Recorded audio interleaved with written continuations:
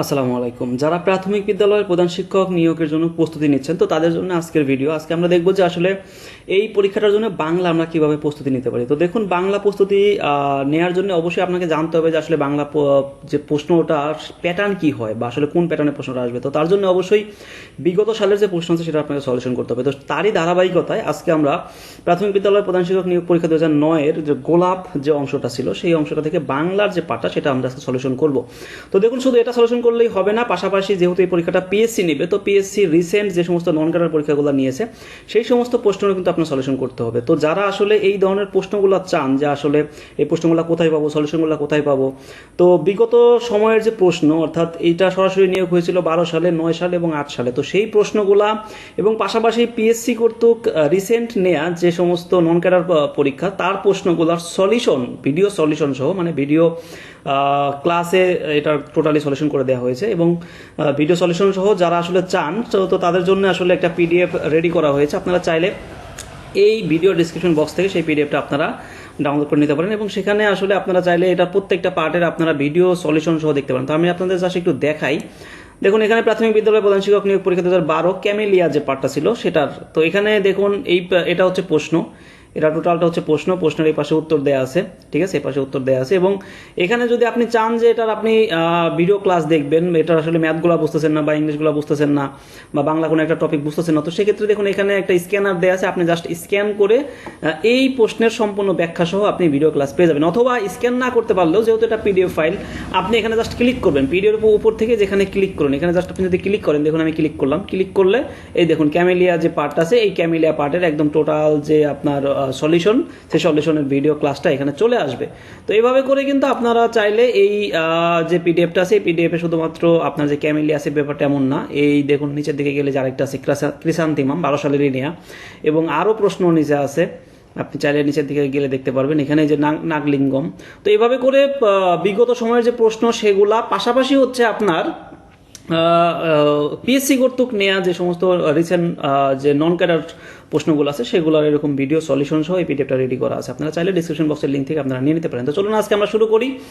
বাংলা যে পার্টটা ছিল সেটা হচ্ছে 2009 সালের বাংলা পার্ট, গোলাপ যে অংশটা ছিল আর কি, ঠিক আছে, কোডটা ছিল গোলাপ। তো সেখান থেকে বাংলা পার্টটা আমরা আজকে সলিউশন করব, এবং এর ধারাবাহিকতায় আমি আস্তে আস্তে এটার ইংলিশ এবং ম্যাথ এবং হচ্ছে জিকে যে পার্টটা আছে আমি পার্ট বাই পার্ট আপনাদেরকে দিয়ে দেওয়ার চেষ্টা করবো। তো চলুন আমরা আজকে বাংলা সলিউশনটা শুরু করি। এখানে সঞ্চিতা কাব্য কোন কবির কাব্য সংকলন, দেখুন এখানে বলতেছে সঞ্চিতা কোন কবির কাব্য সংকলন। সঞ্চিতা এটা হচ্ছে রবীন্দ্রনাথ কাজী নজরুল ইসলামের কাব্য সংকলন, এবং এই সঞ্চিতা কাব্য সংকলন বা সঞ্চিতা কাব্যটি কিন্তু কাজী নজরুল ইসলাম কাকে উৎসর্গ করেছিলেন রবীন্দ্রনাথ ঠাকুরকে, ঠিক আছে।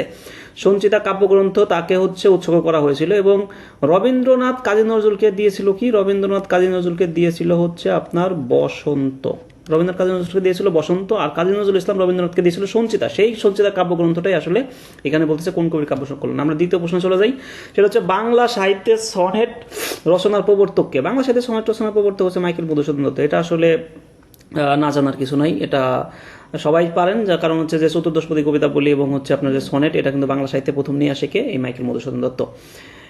এবং প্রথম সনেট, আচ্ছা ঠিক আছে, আমরা চলে দিতে পারি।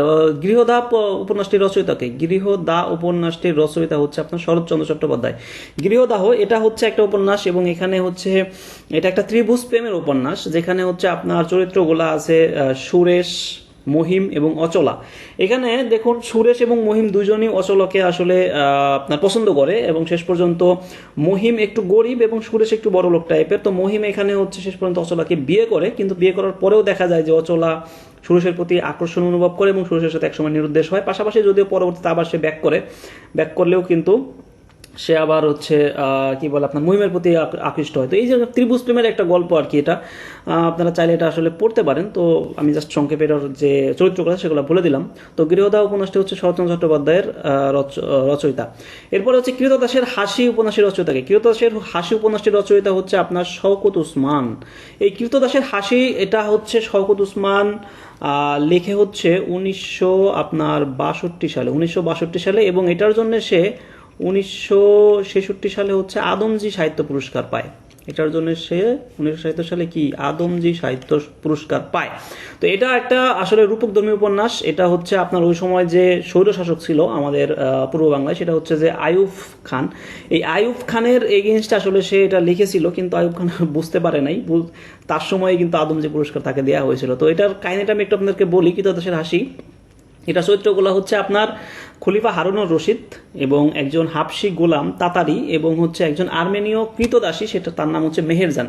তো এই যে তাতারি এবং হচ্ছে আপনার মেহেরজান যে ছিল, তাতারি এবং মেহেরজান দুজনকে আসলে পছন্দ করে, ভালোবাসে, এবং তারা হচ্ছে একদিন গল্প করে এবং খুব হাসে। এই তাতারি হচ্ছে খুব হাসে, এবং এই খলিফা হারুনুর রশিদ কি করে, খলিফা হারুনুর রশিদ তার এই হাসি পাশ থেকে শুনে সে এতটাই মুগ্ধ হয় যে তখন সে তাতারিকে আসলে নিয়ে যায় এই হাসি শোনার জন্য, এবং মেহেরজানকে সে অন্যত্র প্রেরণ করে, এবং তাদের মধ্যে আসলে কি ঘটায়, তাদের মধ্যে হচ্ছে বিচ্ছেদ ঘটায়। ঠিক আছে, তাদের মধ্যে বিচ্ছেদ ঘটায়।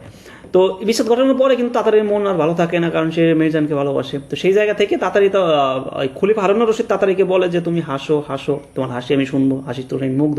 কিন্তু তাতারি তখন আর হাসে না, তাতারি মন খারাপ করে বসে থাকে, এবং এক পর্যায়ে তাতারি একটা বিখ্যাত উক্তি করে যে খলিফা, আপনি ধন সম্পদ দিয়ে পৃথিবীর সবকিছু কিনতে পারলেও এই কৃতদাসের হাসি কিনতে পারবেন না, সম্ভব না। তো এই ছিল হচ্ছে আপনার সংক্ষিপ্ত একটা বিবরণ। তো আমরা চলে যাই পরবর্তী কোশ্চেনে, সেটা হচ্ছে মানচিত্র নাটকটির রচয়িতাকে। মানচিত্র নাটকটির রচয়িতা হচ্ছে আনিস চৌধুরী। এটা একটা নাটক।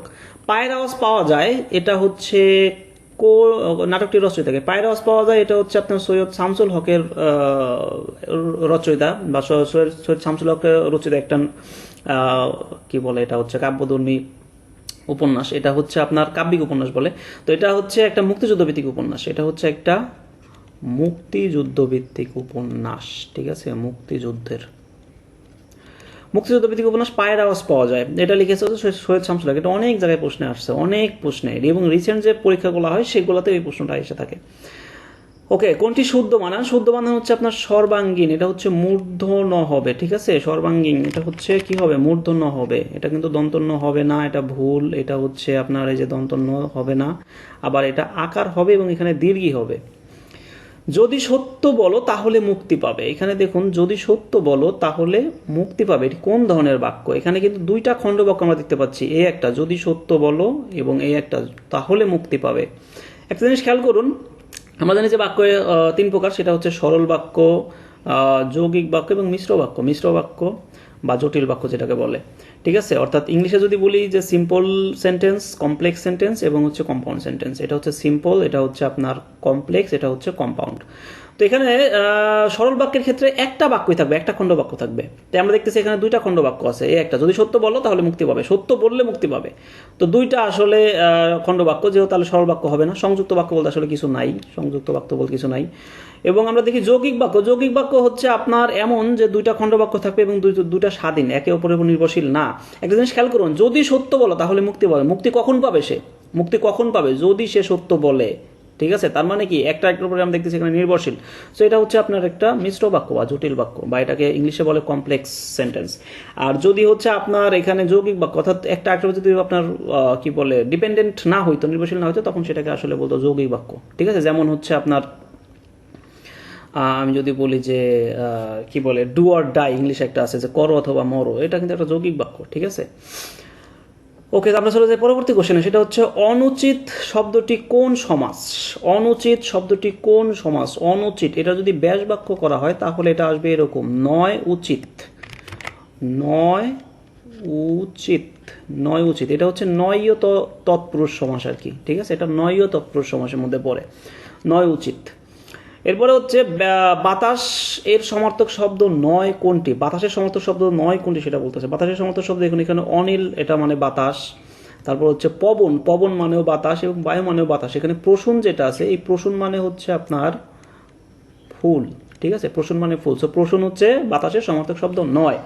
তিমিরের বিপরীত শব্দ কোনটি? তিমির মানে আমরা কি জানি? তিমির মানে কিন্তু অন্ধকার। ঠিক আছে, তিমির মানে কি? তিমির মানে হচ্ছে অন্ধকার। এই দেখুন অন্ধকার, এই অন্ধকার হচ্ছে আপনার এই তিমির।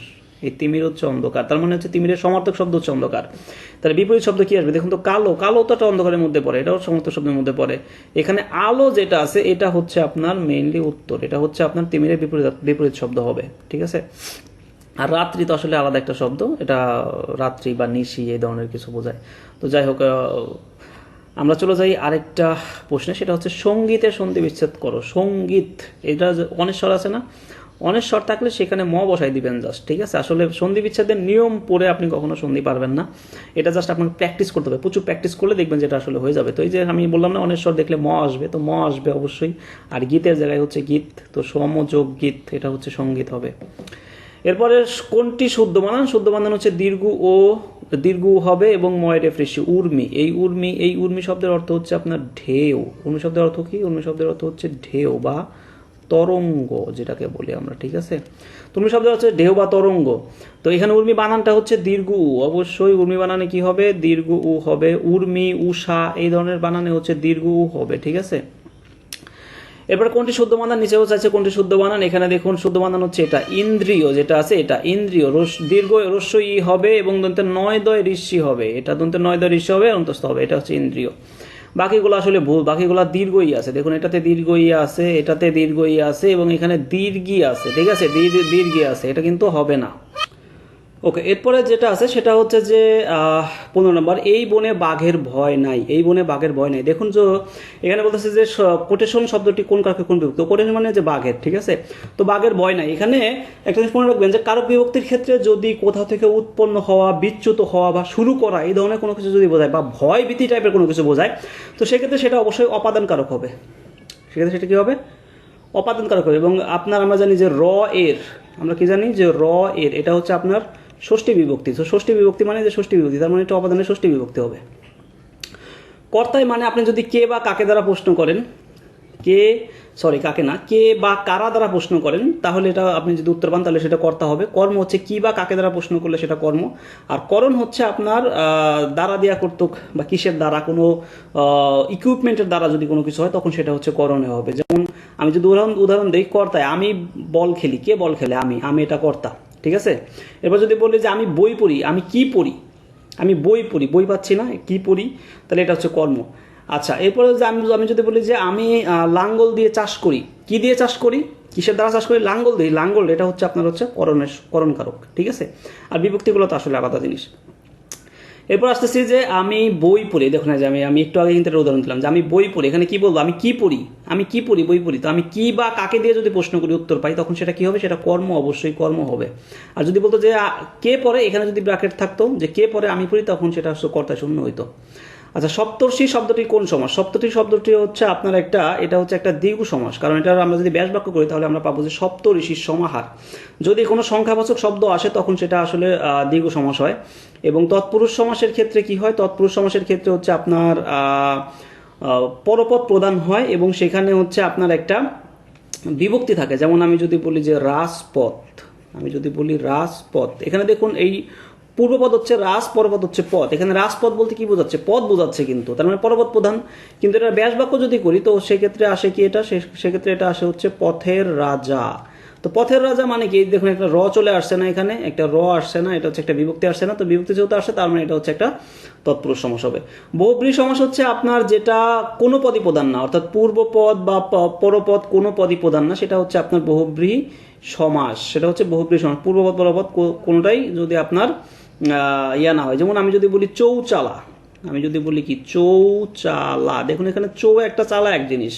চৌ মানে চার চালের সমাহার বোঝাচ্ছে, কিন্তু এটা বিষয়টা এরকম না। বিষয়টা হচ্ছে যে চারটা চাল দিয়ে কি তৈরি হয়? চৌচালা একটা ঘর বোঝাচ্ছে। তো যেহেতু একটা ঘর বোঝাচ্ছে, এখানে চৌ বোঝাচ্ছে না, চালাও বোঝাচ্ছে না, একটা ঘরকে বোঝাচ্ছে, তখন সেটা হচ্ছে একটা বহুব্রী সমাস। দ্বন্দ্ব সমাস হচ্ছে উভয়পদ প্রধান। দ্বন্দ্ব সমাস কি? উভয়পদ প্রধান হয় দ্বন্দ্ব সমাস। যেমন হচ্ছে মা ও বাবা, আপনি যদি বলেন মা ও বাবা, মা এখানে বাবা দুটাই কিন্তু একটা আপনার উভয়পদ প্রধানই, এখানে মাওকে বোঝায়, বাবাকেও বোঝায়। এরপর সে কিরণ শব্দের সমার্থক শব্দ নয় কোনটি? কিরণ শব্দের সমার্থক শব্দ দেখুন এখানে রবি মানে কিন্তু সূর্য, রবি মানে সূর্য। আর এখানে প্রভা, রশ্মি, তারপরে কর, এইগুলা কি? প্রভা, রশ্মি, কর মানে হচ্ছে সূর্যের যে কিরণ বা সূর্যের যে আলো সেটাকে বোঝায়। প্রভা, আভা, বিভা, রশ্মি, কর, হ্যাঁ, এই ধরনের জিনিসগুলো হচ্ছে আপনার কি সূর্যের যে রশ্মি আসে সেটাকে বোঝায়। রবি হচ্ছে, রবির কিছু সমার্থক শব্দ আমি যদি বলি সেটা হচ্ছে ভাস্কর, দিবাকর, আদিত্য, সবিতা, হ্যাঁ, ভানু এই ধরনের ইয়াগুলো হচ্ছে আপনার রবি বা সূর্যকে বোঝায় থাকে। তো কিরণ শব্দের সমার্থক শব্দ নয় হচ্ছে আপনার রবি বা সূর্য। উগ্র এর বিপরীত শব্দ কোনটি? উগ্র এর বিপরীতার্থক শব্দ কোনটি? দেখুন, উগ্র এর বিপরীতার্থক শব্দ হচ্ছে আপনার এখানে সৌম্য। উগ্র মানে হচ্ছে উচ্ছৃঙ্খল, বেয়াদব এই টাইপের, আর সৌম্য হচ্ছে শান্তশিষ্ট। ঠিক আছে। উন্নয়নের সন্নিবেশের কোনটি? দেখুন এখানে ডাবল দন্তন্য আছে না, দুইটা দন্তন্য আছে। তো দুইটা দন্তন্য থাকলে একটা খন্দত্ব চলে আসে। আমি বললাম একটু আগে যে সন্ধির ক্ষেত্রে কিন্তু আপনি নিয়ম মুখস্থ করে আসলে এটা সম্ভব না। আপনি এখানে জাস্ট প্রচুর প্র্যাকটিস করবেন, দেখবেন চলে আসবে। যে বললাম না একটু আগে আমরা কি দেখলাম, যে সঙ্গীত, সমযোগ গীত, সঙ্গীত, অর্থাৎ অনেশ্বর দেখলেই আমরা কি বললাম, যে ম বসাই দিব। আর এখানে উন্নয়ন ডাবল আছে, তাহলে উদ বসাবো। ঠিক আছে, উদ যোগ নয়ন, উন্নয়ন এটা হবে। উদ যোগ নয়ন, এটা দেখুন এটা হবে না, কারণ এটা ডাবল দন্তের নয় আছে। এটা উদ যোগ অন আছে, এখানে কিন্তু নয়ন আছে। হ্যাঁ, এইটা যদি আমি যদি এটাকে ভাঙি কি হয়, উনো প্লাস নয়ন, এই যে উন্নয়ন না। আর এইটার ক্ষেত্রে আমি প্রথমে কি দিয়ে দেবো, খন্দত দিয়ে দেবো, অর্থাৎ উদ্যোগ নয়ন দিয়ে দেবো, তাইলেই হয়ে যাবে হচ্ছে আমার উন্নয়ন। যেমন আমি যদি বলি উন্নীত, যদি বলি কি উন্নীত, এটা বলবো আমরা উত যোগ নিত, উত যোগ নিত, উন্নীত। ঠিক আছে, এভাবে করে আসলে আমরা সন্ধি বিচ্ছেদগুলো শিখবো। তো এই ছিল হচ্ছে মোটামুটি আজকের বাংলা যে পার্ট, সেটার সলিউশন 2009 সালের প্রধান শিক্ষক যে প্রশ্নটা পরীক্ষাটা হয়েছিল তার।